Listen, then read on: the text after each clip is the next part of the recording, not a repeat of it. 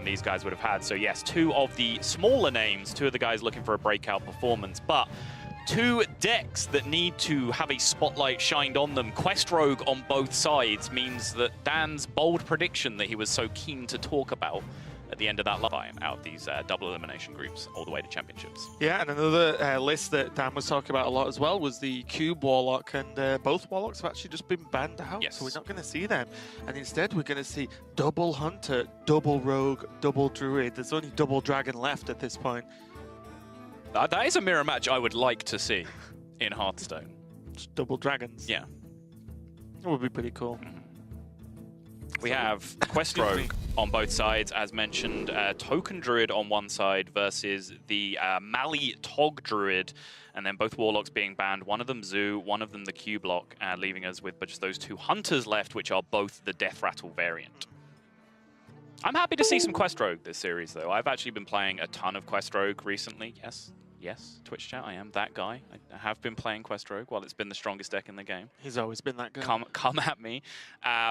But you know, we haven't seen a great deal of it in this tournament, right? Because it's either it's been focused as a ban by one side of the lineup, or you know, when it's played against aggro, they queue it up over and over again, and those are the series that you see them play. But honestly, on stream, we haven't seen too many aggro versus. I think us especially have not seen it. You know, as a casting duo, I think the others have casted a little bit more than we have of the Quest Rogue so far. But no, it'd be cool to see, and we see maybe some differences here that you wouldn't be used to in the Hunter list, and it was it's reminiscent of a list I think I saw Dog mess around with earliest, is the playing with this mechanical whelp, basically, just to get these 7/7 mechs, which obviously do have some additional usage when you're running things like the spider bombs, so they can use that magnetic to actually just go on to 7/7s, or you know, the other way around, of course, and start to get something going. So for example, you can even attach a whelp to a bomb and prop the whelp in the same turn, because you get to swing it into maybe something quite big. Right. Tracking decision, not an easy one here for RENMEN. He's going to focus on just curving out with the Devilsaur Heg, but Mossy Horror, a deceptively good card in this matchup against Quest Rogue. If you are able to get a fast start, then Mossy Horror is something that can help you prevent them locking you out, basically, with Giggling Inventor on the following turns. But you see RENMEN immediately rewarded by that Play Dead pickup. So now the pressure is going to start ramping up on mikolop, and he is going to have to look for the more defensive options that are so strong in this matchup. Glacial Shards, and in particular, Vanish. Vanish can more or less just solo this matchup from the Quest Rogue side. Yeah, and the problem is it's not so much that you vanish a lot of threatening minions to the hand for Hunter. It's not so much about that, it's about the time it takes to play them back down again. It isn't like Zoo, it isn't like Rogue, where you can almost just replay the hand that's just been vanished. It'll take you like, what, 5 turns, would you say, roughly? You know, they have to spend a lot of mana to replay a bunch of 5/5s and cubes and so on. Double Play Dead, though. One Play Dead's manageable. I think 2 might be a little bit pushing it over the edge right now. There are still answers, of course, but at the moment there are no Glacial Shards. Giggling Inventor's just a little bit late, which means RENMEN can try and set up even more minions to deal with it. For example, Houndmaster Shore is another huge threat that I just don't think you can just, oh, well, Giggling will be fine versus it. Well, no, because anything else played the turn after will also be able to make these number of attacks that we talk about. So right now, mikolop has to make some kind of decision about where his quest is going, because he actually has the tools in hand to make a lot of Giggling Inventors here, which he stole for a very long time. But that does run into some serious counterplay from things like Mossy Horror and Deathstalker Rexar. However, you saw your opponent track, and you saw your opponent track and play the tracked card, which was Play Dead. So because of that, the opportunity for them to have tracked into a Mossy Horror or a Deathstalker Rexar are diminished, right? You can lower the percentage chance that they have those cards in hand. So I think stalling for time for a very, very long time with Giggling Inventors, especially now with that second draw, is a very viable prospect, because you can go, for example, Giggling Shadow Step, then Giggling into Zola, then Giggling again over the next 3 turns, which gives you a total of 4 copies. You're only looking for 1 more bouncer, which is a point I was going to lead to about this youthful Brewmaster on the Novice Engineer, because is mikolop going to have time to be bouncing Novice Engineers without making the defensive play of Giggling Inventor every turn? Yeah, I don't think he is, and even if you did the Giggling Inventors to get to the quest, my worry is, well, the turn you activate, will that even be enough? Because you've not killed anything. Exactly. So playing a Giggling Inventor every turn for the rest of the game keeps you alive so that any of your next 3 and 4 draws can be that Vanish that will just more or less solo the game. Yeah. RENMEN did worry me a little bit in that last turn, hovering until Stalker. Okay. I was a little bit afraid, but he did drop the he did drop the Shaw. And it does mean it just opens up so many more options. This Spider Bomb can just hit the board and attack. The Stalker can proc another 5/5.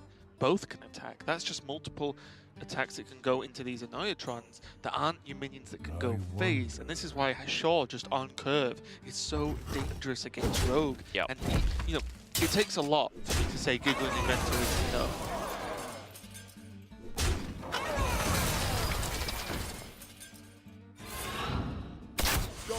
You like this play? This could have been accomplished except you deal 5 to face, right? With the Terrascale Stalker instead. Yeah, and you gain the Terrascale attack and the 5/5 attack, which is kind of like the bomb going off. Right. And you get to hit 5 to face. Do you get to hit 5 to face? Do you get to hit 5 to face and kill the Giggling Inventor? Well, now you put down in my mind. Okay. If you can do that, then yeah, that seems better. But obviously, killing the Giggling Inventor is very important, yes. right? When you live in the world that Sonya is a thing. I'll just leave you to that. Yeah, you do, right? Okay. Because I believe you. No, I want to make sure this is right. Okay. So, weapon to proc a shield. Shaw kills one. You play Stalker. Stalker proc shield. The 5/5 that comes out kills one. 1 5/5 goes into the gates, 1 goes face. Right, I'm not. Yeah, that seems right. Yeah? Okay. I was worried for a second then. So now the Step on the Giggle does come out. Second Shadow Step being drawn in the while you're trying to work that out is actually amazing as well, because that's the final Giggling Inventor proc that he needs. But you are spot on in the sense that... Go on. Okay. I was wondering, do you Spider Bomb and Hunter's Market to kill off a... no, you're trying to push more damage phase? Right. Because then he would have had, what? 10, 13, 15? Would have put into 2? I mean, don't get me wrong. This is a very powerful turn. Yes. You've got to watch out for these turns, though, when you're trying to push as much damage as quickly as possible. You do. Because Hunter's Mark and a Spider Bomb is pretty swag. So now there are many, many issues for mikolop. Giggling Inventor, Shadow Step Giggling Inventor is a possibility, which will keep him alive on board. You know, how Master Shaw isn't even really an issue in that position. I guess it is actually, because there's a Spider Bomb in play that not only kills one potentially, but also makes the space on board, which is very important because it will allow a minion to be played and then rushed, turning one of these minions on board potentially into face damage. Sure. Sure. Just a great card. It's just a great card, honestly.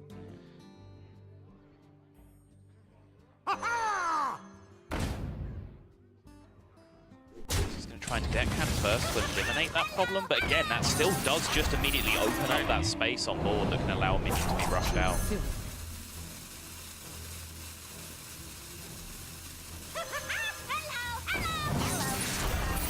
Still on Mossy Horror. There is, yeah. If he hasn't seen it yet, he's feeling pretty good. The problem now is, though, you're being asked to do way too much next turn, because obviously when I talked about this line of play that mikolop did end up taking, it hinged on this idea of drawing Vanish in the 3 or 4 turns that you bought yourself. Now he has to draw Vanish and finish his quest and play Scale Hide and heal up a bunch so he doesn't just die. To be honest, fitting a Valera at some point. Yeah, like that just doesn't work from this point. It's just too many things to do with too little mana at this point, so I think he's just going to find himself in a very bad spot. Yep, he's just dead. Yep. I hope you like my invention. There's nothing he can draw, right? There's the Scale Hide. Oh, yeah, it's just out of mana. Yeah, just out of mana. Well, RENMEN takes the first game with the Hunter. I think there's a couple of different routes he could have taken there to make that a little bit... Not that it was a huge struggle, but to make it just a gone. The Hunters took a win for RENMEN, a very powerful win there against that Quest Rogue. What's left to play out for these guys, so? Well, mikolop has his token druid, I believe that is, and death rattle hunter of his own alongside that quest rogue we've already seen. Sorry, Lorinda just, I don't know, just influences me sometimes, yeah. Whereas for RENMEN, he has a quest rogue of his own alongside his Mali Tog druid, and now we are going to be seeing for what I believe is the first time on broadcast this tournament, what is one of the clowniest matchups in the entire game right now. The quest rogue mirror is absolutely ridiculous right now in its current state because it can stalemate so hard because of the ability to just essentially generate infinite giggling inventors when it gets to the late stages of the game. Yeah, fingers crossed that doesn't happen. There's part of me that's hoping that someone just goes nuts, gets the quest out, and ends the game. I mean, okay, so honestly, that's actually one of the key skills to playing the matchup is like recognizing the texture of the game and how it's going to play out. If you feel like you can turbo quest and get ahead of someone, so for example, what mikolop's done here with Novice Engineer into Shadow Step into Mimic Podding double bouncer, he's going to feel like he can race quests. So, for example, if he picks up a Zola, he might use it a bit quicker to try and finish off a quest. Now has Sonya as well. He has everything he needs for a fast quest. If you think it's going to be a slow quest game, things like Zola and Youthful Brewmaster are actually very crucial to reserve and hold on to, because after you've played Valera, they're the tools that can create infinite loops of value for you in the late game, and if you don't have those and your opponent does, they're just going to grind you out in the later stages of the game. Yeah, and you know, summed it up pretty well there whilst touching on the texture of the hands. I don't know how the top one feels to you. Describe feel. I said texture of the game, actually. I never mentioned any texture of hands. Describe the texture of this game. So how does it feel? Slightly coarse, like a moderate range sandpaper. Okay, not too much and not too little. Right. Gets the job done on average. Right. Just something that you'd use to apply like a little bit of texture to a table. Nothing that you're actually trying to strip varnish with. Do you use sandpaper to apply texture? You can use sandpaper to apply texture. Oh, I thought that was just bad sanding.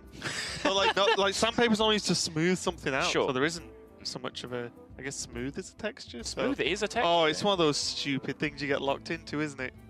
It's like whether black and white are colours or something. It's so just many. No, black is the absence of all colour, and See, white is the combination of all colours. It's a colour to me. Okay. Let's get back to the texture of this game, and it is now a bit of a cooler, icy texture with that Graceful Shard coming down, and not really achieving too much, apart from locking out that dagger for RENMEN. Yeah, but both players should feel like this is a relatively fast quest game for them because, as I said, mikolop podded into double Brewmaster, RENMEN podded into double Shadow Step. So both of them are very capable of just exploding with the quest as soon as they want. The problem with RENMEN's hand is that it has zero value outside of those quest completion tools, whereas mikolop just has a hand packed full of value and quest completion. So, if anything, all of the value counts in those deck. Outside of the later.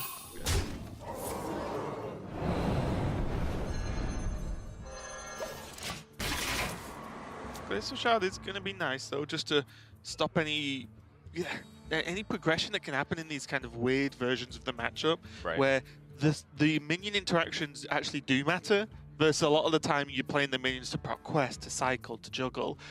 But now like the minions popping for extra damage or removing your enemy's minions are actually quite important. So these Glacial Shards, although might not be high value like mikolop's hand, do actually manage a pretty powerful role right now. Interesting, by the way, that RENMEN's playing a copy of Sap in his deck. Not really something that we've seen, essentially since Voidlord became a lot less popular, right? When you were playing against Voidlord every game, playing Sap in your Quest Rogue made a lot of sense. But in the current metagame, that's not something that you're seeing too much. But you will also mention that RENMEN is playing Q-Block in his lineup alongside the Quest Rogue that he's brought Sap in, which probably suggests he thought Q-Block was a good deck for the tournament, thought other people would think that same thing, and therefore he wants to have Sap in his Quest Rogue. It's kind of funny, right? It's normally a worrying moment when you think a deck is hot and it's decided by the masses that it is in fact not. But it's playing for a top spot in the championship, so you can't really argue with the results a lot of the time. So we see how RENMEN actually got to this point, a 7-1 run, losing to my one to watch the Vito right in round 1, and then just not stopping. Savat, Fury Hunter, Hoi, Hunter Rates, Bardu. That is an impressive rest of the Swiss round. This is an impressive quest completion from RENMEN as well, and you see mikolop's reaction. He's just head in hands right now, just understanding what this means. That is 5 out of 5. This is quest still available. There is a sap available as well if he wants to be able to punch through this a bit more efficiently. Does RENMEN just need one more thing though, right? He just needs something to draw that gives him some value here, because having the 4/4s is fantastic, yeah. But if they are matched, then suddenly this Sonya, this Minstrel, the Novice Engineer, even Fan of Knives for card draw. Okay, I was getting worried because I was about to very heavily criticize RENMEN's choice of freeze targets here, because it looked like then...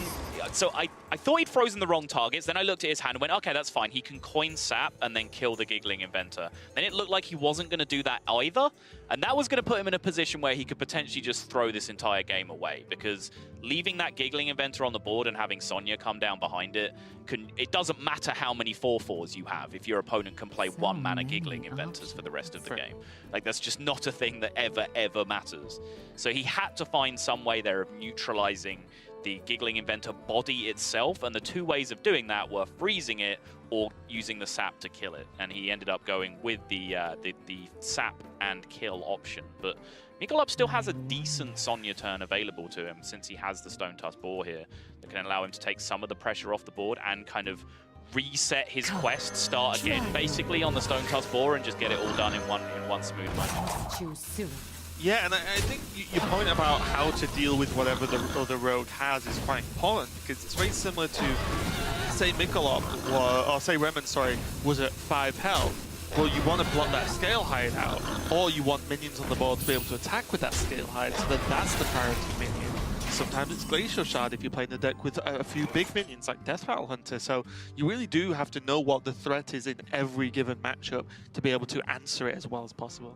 And now this is a very low value draw again from RENMEN. No more Mimic Pods, no Elven Minstrels. Those would be the cards that he's looking for here. That's where you find just a little cheeky Faceless in the deck somehow, and he faces his Sonya and is like, aha, can't even kill off my own minions, never mind. Well, he could kill one the Scale Hide, right? Yeah. Nice to meet you. Not going to trade off this 3-2, even though there's a chance that the quest happens anyway, and it creates a 4/4. You're not making much of a difference, because when you don't have value in hand, but you have the board, you play what you got, basically. Yeah. And what RENMEN has is minions that can go face for a lot of damage every turn, so that's what he's going to try and do. It's interesting. I think is actually supposed to take the trade there and just play for maximum value, just try and stretch out his hand as far as it goes, because like, common wisdom would suggest that when you're so far behind on value but you have such a tempo lead that you push that aggression as hard as possible. He knows he's sapped an Annoyatron into his opponent's hand. So he knows at bare minimum there's a 4/4 Divine Shield Taunt coming down, right? Because it can be Stone Tusk Boar for 1, Annoyatron for 2, Quest for 5, bare minimum. So there's no lethal draws that he gets himself in this position. So therefore, trying to maintain every last shred of this board advantage that you have just seems a bit more powerful to me. Yeah, it looks like it might be slipping away now for Ben on the top. Hello. Oh.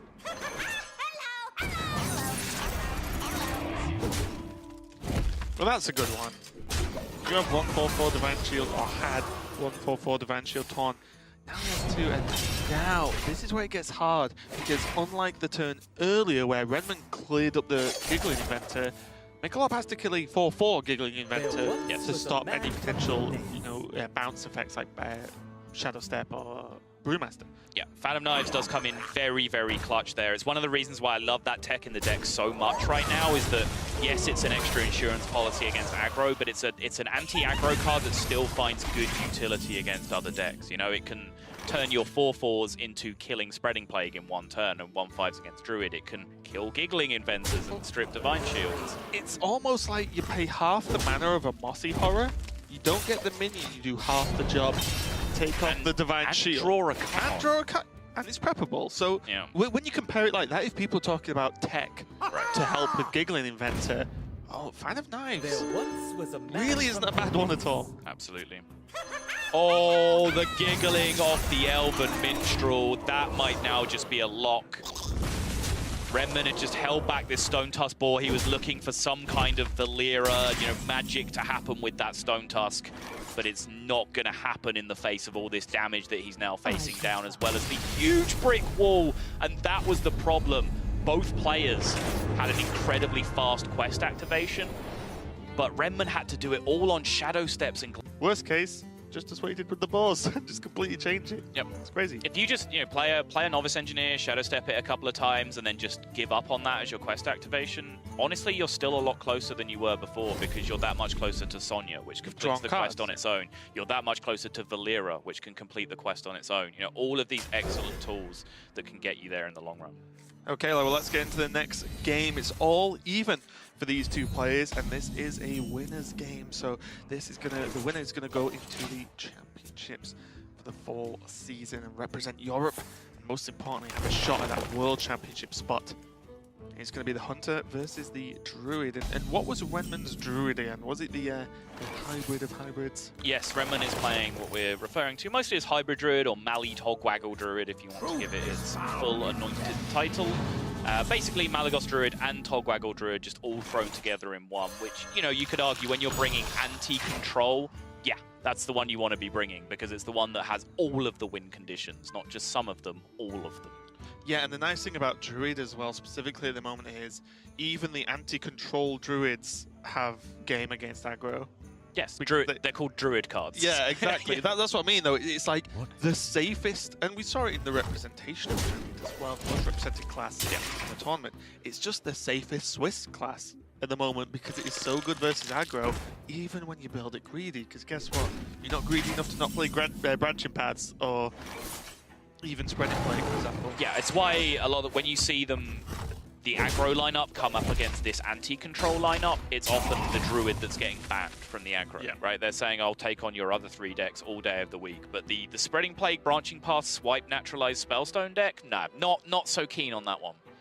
Still wins control. I will say though, this is I think Hunter, as close as anything, is a Druid buster, I would say. And obviously when it does stuff like this, it helps quite a lot. But in general... Sorry, my favourite part of this series so far is that both of these players currently feel like they're getting unlucky. Like, RENMEN played the Twig on 4, and mikolop was like, oh, come on, Twig on 4, what is this? Then mikolop just makes a bunch of 5/5s off his egg, and RENMEN just sort of smiles and says, oh yeah, of course he has full 5/5s. Yep, and now mikolop's thinking, Spreading Plague as well. Yeah. But mikolop does have the Ooze in hand, so although, yes, he has to kind of wait to use it, you don't really slam Ooze down right now. You can negate that 20 mana power play turn, which is often the turn that just ends the game. 9 times out of 10 for the Druid. Florist, though. This is a bit of a... It's very slow, isn't it? And it sounds weird, because it makes the rest of your game faster. But this one turn, you're facing down a lot of power. What to do? So realistically, there's 10, 14, 17, 18 on board, 20 from the hero power, and you are at 31, including the Taunt in play.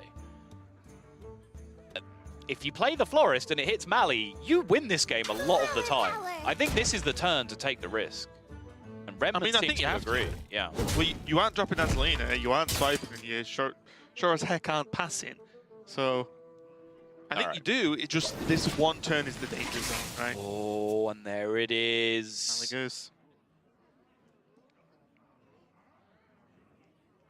So it looks like you think, with that knowledge of it being played, do you think a cube play comes down now above all else to say, well, if you swipe, great, I have stuff. If you don't swipe, well, you've not swiped. So, yay.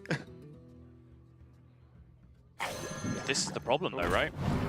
It's yeah, the one-charge turn of the Twig, which basically locks out your opportunity to cube. I'll be completely honest. Thought it was 2 charges. Yeah. I thought there was 1 more swing left. Well, RENMEN, enjoy, friend. This is a mighty fun turn. Bit of a smile and a nod from mikolop there. I thought he was taking his headset off. He was like, you know what? Right, I'm out. I got swiped by a 2-mana Mali so hard, I had to remove my headset. Yeah. I think that also settles the debate in which one of these players is genuinely justified in feeling they got a little bit unlucky this game, because Wild Growth into Twig, into Spreading Plague, into a 50-50 Dream Petal to hit your Mali, into also having Swipe in hand. In your first 10 cards. Yeah. That's pretty good. So, obviously relevant to the actual game that was played, but best draw he could have got? It's up there, yeah. Based it's up on there for sure. how the game played out, obviously. And the fact that he has the UI behind all this as well is kind of absurd. And naturalized, to be honest, as well. So if, like, you know, Katharina comes out, pulls King Crush, go away. Yeah. You don't care about card draw anymore. You have a Malagos. Oh, wait, let me just check. Oh, yeah, not the best draw. That was it. If he had Floop plus. Sure. Like, if he had Floop and no, like, what, no Azalina? Sure. I mean, really? I mean, you'd still UI this turn, right? Even if that Floop was already a 4-mana Malagos? Yeah, but I'm thinking, say, like, Hunter's Mark trade comes down, Yeah, you have the backup Malagos, like, locked in, loaded, ready to go. That's fair, yeah. Because now, you know, just so you guys at home know, Floop only changes into the minion if it's in hand. It does not cycle while it's in your deck, as you can see right now. So this is, RENMEN's trying to make the decision here as to whether he kills a 5/5 or deals 10 to face, and I don't think there's any way you currently die, right? If you go to 18 here and leave 10 on board? Yes. Yes, there is. Into King Crush. Oh yeah, you're right. But it's literally that turn. Like, only that one play can happen. And there are still options to come out. You know, you have to have Katharina. King Crush can't be in hand that we can see. It obviously is. But then that is a very real question, right? If there's any non-zero probability that you do die there, you're so far ahead elsewhere. Like, why not just take the slower line? Yeah, but this also just sets him lethal as well without Rexar. Because UI's face again. That's fair. Yeah, okay. That's a good point as well. It draws so many cards and so much damage. Sorry, I mean, it's just the level of play that you have to focus on when the game's this over, right? Very, very minor decisions. But, I mean, there was a way he loses that game, 100%. But the 99 other alternate universes that you can live in as well, favoring RENMEN, as he is currently 2-1 up with that quite a flashy win with the Druid there, being able to just line it up perfectly, but he still has this quest road to get a win. Yeah, and more so, I think that, in fact, makes him more favoured than perhaps just being 2-1 up in a series suggests. The one remaining deck that he has is his quest road, which has a very, very strong matchup against both of the decks he's playing against. Yeah, it's so hard to pile on pressure as the Hunter without everything going your way, to be completely honest, because as we saw in the reverse of this matchup, where basically everything went his way. Not only do you need an egg, okay, tick, he has one. He has an activator. Would like two, of course, but he has an activator.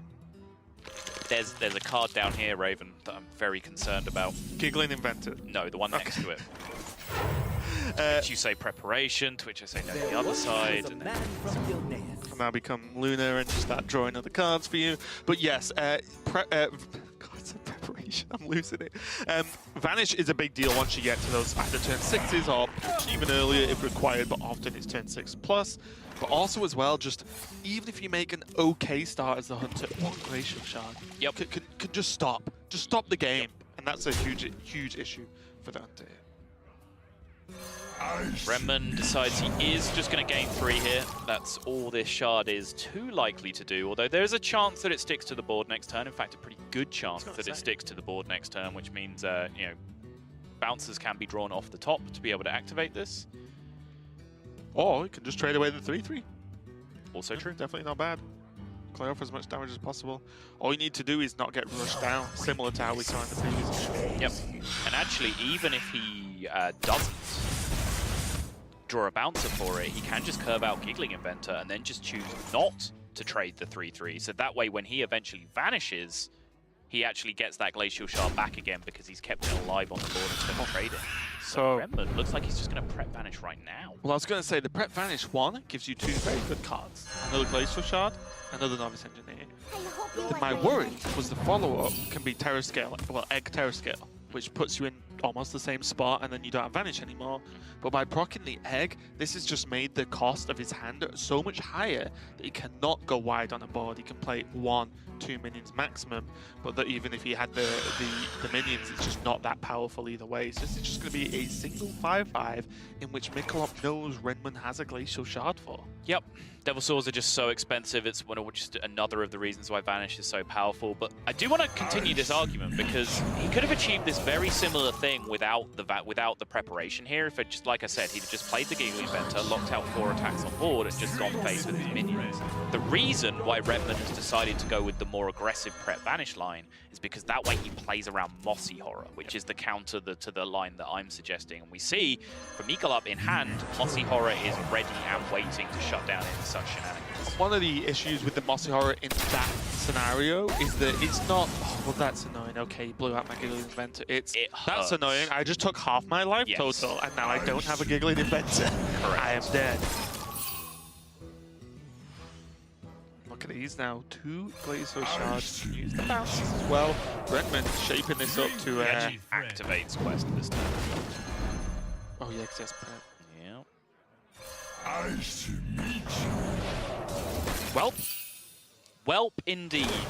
When we said RENMEN was heavily favoured from the position that he was in, we meant it. Quest Rogue is an absolute monster against this Death Rattle Hunter. It shows what an anomaly that previous game was, where the Death Rattle Hunter just managed to get all the aggression going. It sounds silly, but even if there was no play dead, no second play dead, off the top, in the same turn, I think the game would have looked differently just from that 1 card difference. I think you might be right.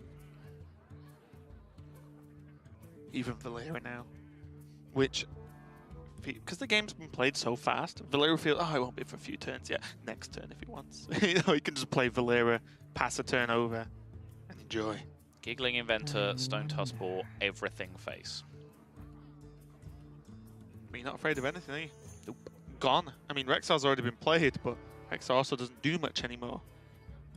Mossy Horror. You played around it. Right. By playing the quest. You played around it by picking the correct deck. This is actually one of the points that you do have to look out for when you're in a comfortable position against Death Rattle Hunter.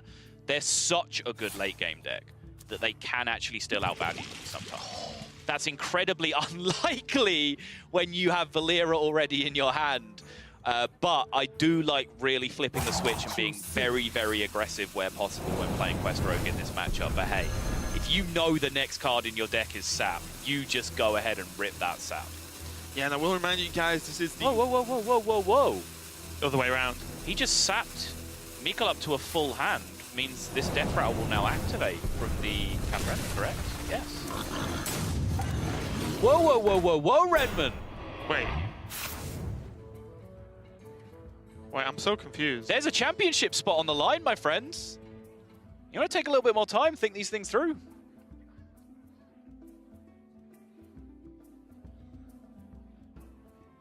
He's not happy. I thought he was just going to sap the 5/5.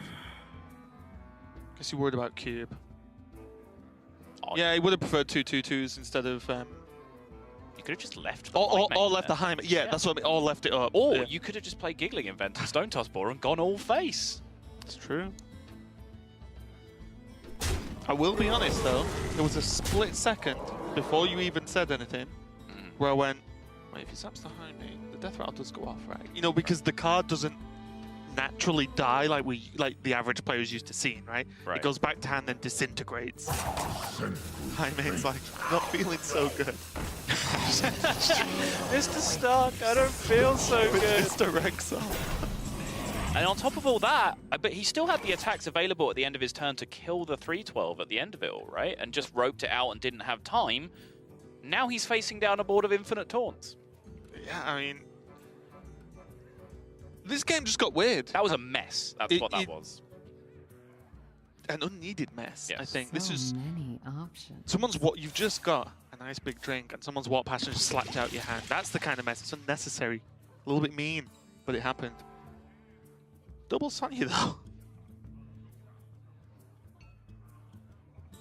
Double Sonya is definitely a thing.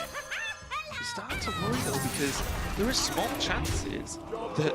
I talk about this card, but Shaw and the size of these Hunter minions with cubes can trade away these boards. Yes, and this is exactly what I was talking about when I was suggesting that you do need to be a little bit aggressive in this matchup once you get the quest done. Right, it's a little bit scary. Because there's tons of value, right? But Hunter only needs one window of being able to attack face, and then they just do like 20-something damage, and you're like, oh, whoops, I'm dead. Didn't even see what the first options were that went past so quick.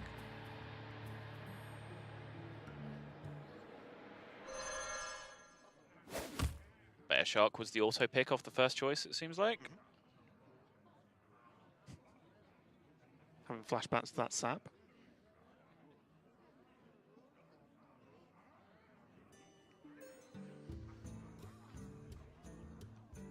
Also, I guess there's a weird level of added pressure now with mikolop. Because he was in such a bad spot, he probably thought, okay, I've got one more honestly, match. He was probably planning what he was doing tonight at any given after party. Planning what he's doing in his next match. Yeah, right. Winning, so he's still not out. But when your opponent goes, you can have a chance, you're like, oh, wait, what? Don't mess this up, because this keeps me in the winners. This is an enormous Sonya, though. The fact that these 4-4s are what? already injured, allowing him to trade through this and get the duplicates. And yeah, mikolop is going to give it up. He understands that that's the last push. The RENMEN was going to need it. Look at the relief. Yeah, a wipe of the brow. He knows how much that moment needed. I hope we're going to get to have a few words.